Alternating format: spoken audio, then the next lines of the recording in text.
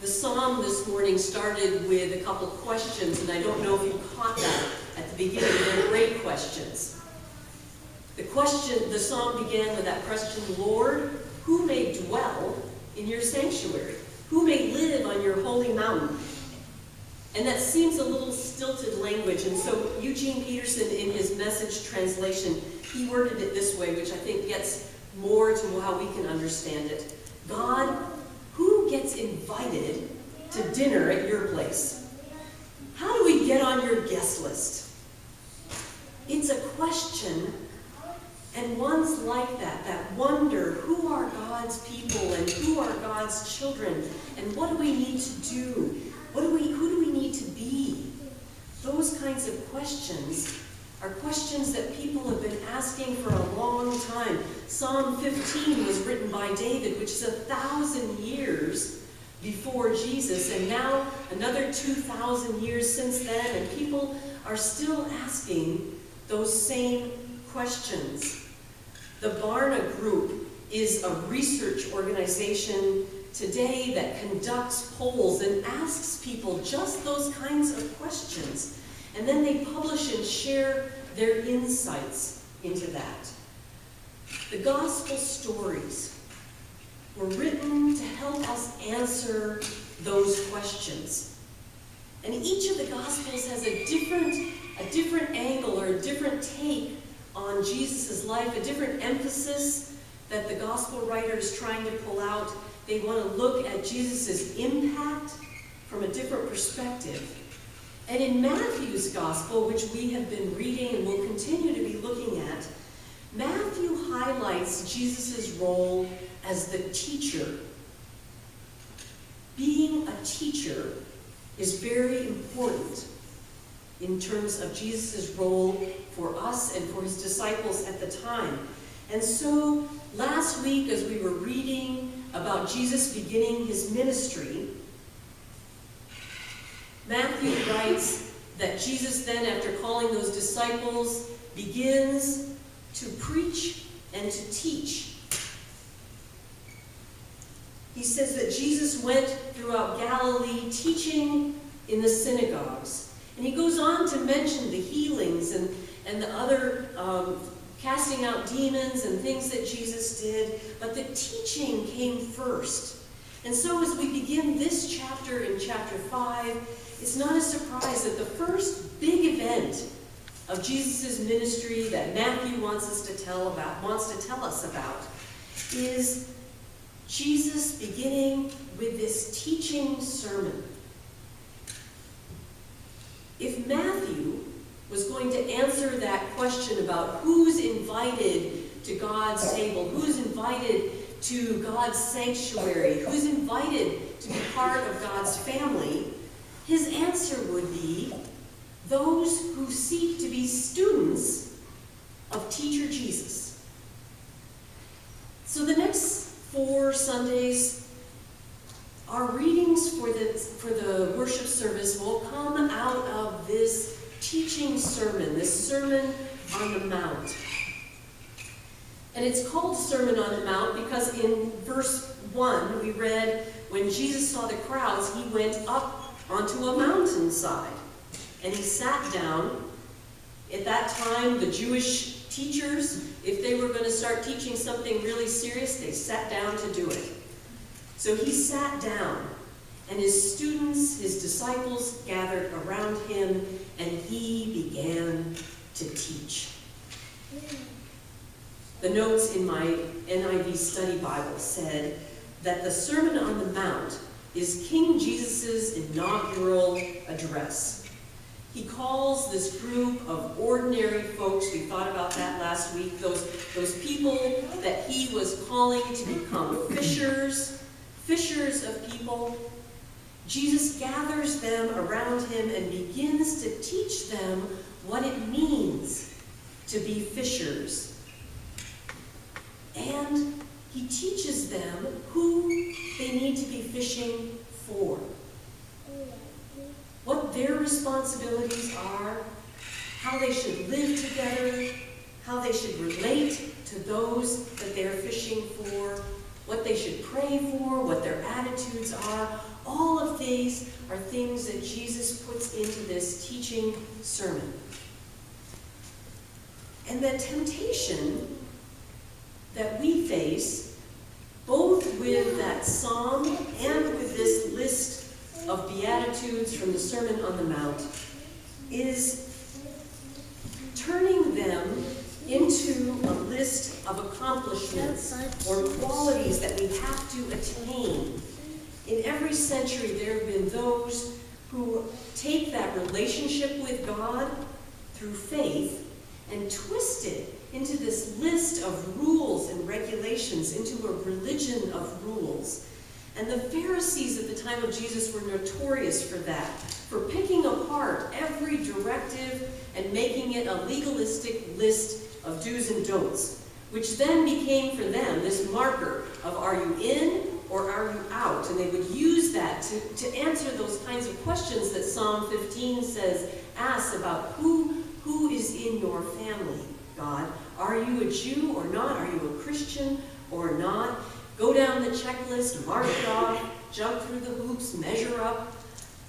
It's such a common temptation, even today, that when the Barna Group does some of their research, their polls show that now, in the general population today, that Christians are identified more by what they're against and what their list of rules that they have in mind that they have to achieve are, rather than what we stand for, and rather than what our attitudes are.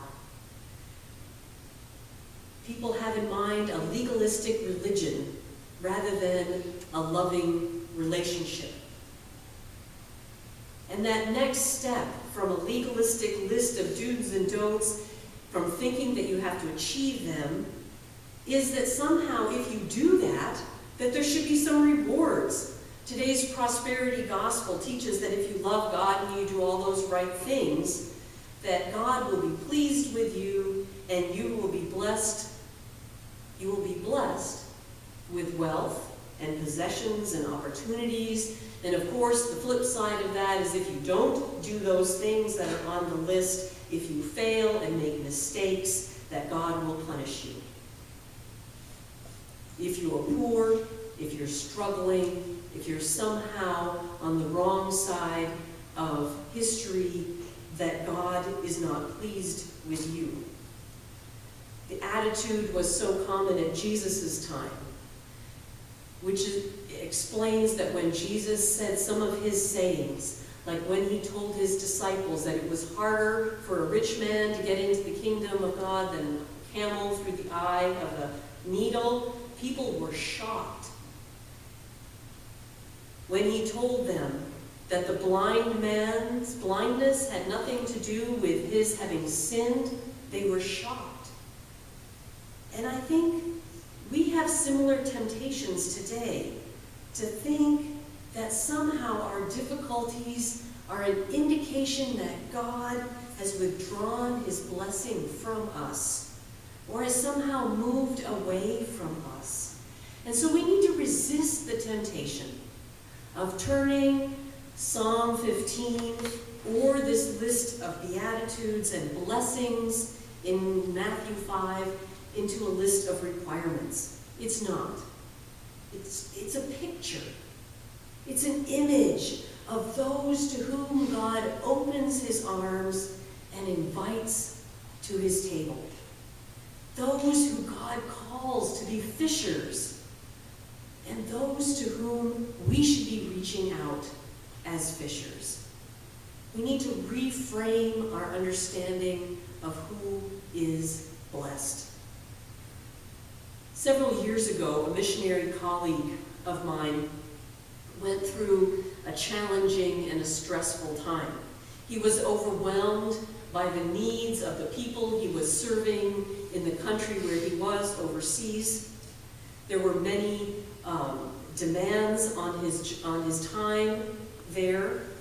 There were also demands on his time from the people in our American Baptist Home Mission Office because he was so gifted, and there were projects that they wanted him to do.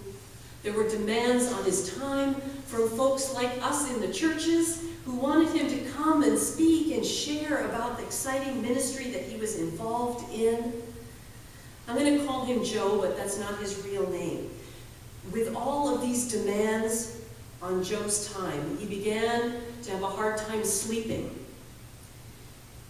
And from there, things just went downhill. Eventually, he hit a point of real breakdown. He was unable to do anything. He was unable to meet any of the deadlines that he had. He was unable to reach out and minister effectively to the people right around him because of his stress and his anxiety. And so he reached out to a few of his friends and a couple pastors, people that he trusted, and he asked them to pray for him. And when he called one of these pastors, and he told that person what was going on, and how broken he felt, and how far away God felt, the friend listened very carefully. And then he responded and said, "Joe, I am so excited for you." Joe told us at a missionary retreat that his first reaction was disbelief. Did I really hear this person, what this guy just said? Did he say he's excited for me? And then, after he realized that really was what he heard, he had a flash of anger. What kind of a friend is this? He's supposed to be empathetic and compassionate. He's supposed to be sad with me and sorry for me. And finally, slowly, Joe began to hear again what his friend was saying over the phone, and his friend was saying, I think God is getting ready to do something really important in you. I believe God is blessing you. And looking back, Joe told us that was the moment that he began to feel a healing within himself and a hope. And he began to sense a new call to ministry. Blessed are those who are poor in spirit, Jesus said. On the back of your bulletin, I've printed the Message translation of that passage. And Eugene Peterson translates that first line, that blessed are those who are poor in spirit, by saying, blessed are you when you're at the end of your rope. With less of you, there is more of God and his rule. And that's the truth that my friend Joe found. When he hit a point where he was poor in spirit, where there was less of him, there could become more of God. We're tempted sometimes to think that someone who is down on their luck is to be pitied, or that someone who is spiritually poor is somehow not being a good Christian. If they're not filled with faith and hope, that somehow they're far from God. And yet, Jesus makes this the first thing on his list to teach about, the first item of the first lesson plan. They are not to assume that people who are meek and mourning or merciful are outside God's love. If people are being insulted, they are not to assume that it's a sign that God has rejected them or abandoned them. Instead, Jesus says to them, this is what my real students look like. These are the people that you should be fishing for. This is what they look like. The people I see as blessed, Jesus says, are not the ones that society considers blessed. And in fact, most of us would not want to touch these blessings with a 10-foot pole if we had a choice. What does blessed mean anyway, if this is the list of people who are blessed? hanging out with church folks, you hear it so often. I am so blessed. I've got such a nice house. I am so blessed. I have this great job. I am so blessed because my children are doing well. I'm so blessed. And these are blessings from God. And we should be thankful for them. But the idea of being blessed that Jesus is teaching about goes so much deeper. That original word in Greek, makarios, is we struggle to try to translate that into English. Some translations have used that word blessed, but others have tried to use the word happy to express it. In the Good News translation, it reads, happy are those who are spiritually poor, and happy are those who mourn. And yet, we use that word happiness, and often it feels so shallow. Instead, this is a deep kind of gladness, that kind of the joy of the Lord that we read about in the Bible. I recently heard another way to translate that word that we often hear as blessed. And it's translating it with the word fortunate. Sort of like, congratulations, you are so fortunate when these things happen. You are blessed in really deep, important ways. And these deep, important blessings that Jesus pulls out show us his priorities. We're to align our priorities with God's priorities. God prioritizes those who are really seeking, hungering, and thirsting after him. God prioritizes those who are grieving. God prioritizes those who are caring.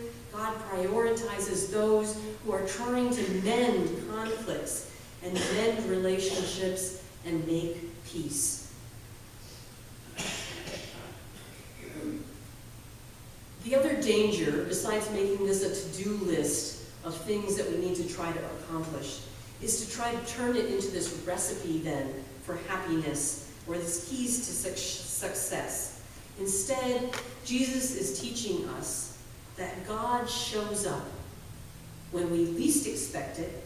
God gives us a blessing in the midst of circumstances that feel like anything but blessings.